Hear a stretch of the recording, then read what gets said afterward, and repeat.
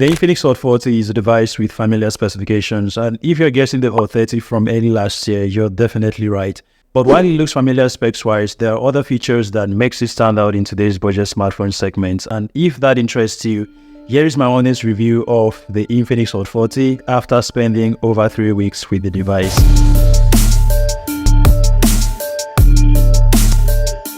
Getting the price out of the way, the Hot 40 is selling for 205,000 Naira as at the time of making this review. In the box, you'll be getting the phone itself, there's a fast charging brick, USB Type-A to Type-C, charging and data cable, a case to protect the device, the regular SIM ejector tool, MTN free data card, X-Pack leaflet, and yes, you also get free headphones in the box.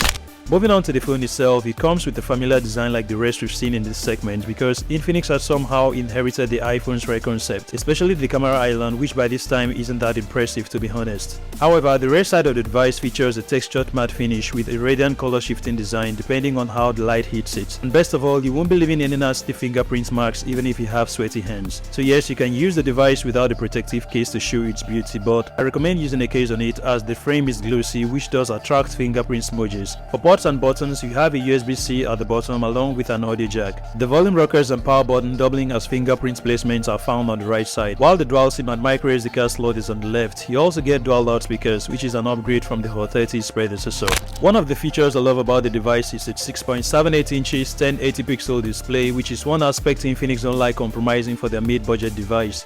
It's an IPS LCD panel with a 90Hz refresh rate for that extra dash of smooth scrolling. Colors are relatively decent. Of course, you do have to set your expectations, especially if you're used to the more vivid and vibrant colors of an AMOLED display. For the most part, the device is wideband level 1 certified for streaming full HD content on Netflix, and the viewing experience here was more than adequate for watching videos whether alone or with friends or playing games. And using the device indoors was good too, but at max 500 nits of peak brightness, which is what we have in here for legibility, you may struggle using it under direct sunlight. Still on the front is a circular punch hole cutout for its 32 megapixel selfie camera as compared to older dewdrop notch top housing, which looks dated. It's also here you'll find Infinix own fringes of Apple Dynamic Island, which Infinix calls Magic Ring and are proud enough to print it on the retail box. To turn it on, simply go to Settings, Special Functions, scroll down to find Magic Ring and activate for all.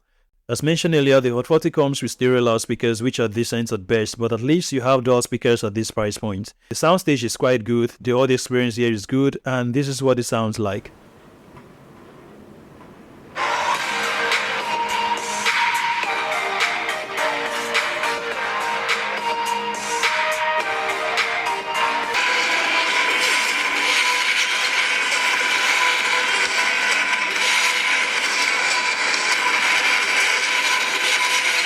Coming to the performance, the Hot 40 is powered by an octa-core MediaTek Helio G88 6nm processor, and the performance in here is decent too. My unit here is supported by 8GB of RAM and 256GB of storage, which you can bump the device performance to 16GB of RAM using memory fusion. In terms of multitasking, opening apps and gaming, the device does perform pretty well, though it gets a bit warm when gaming for hours, but you won't notice if you're using the device with a protective case.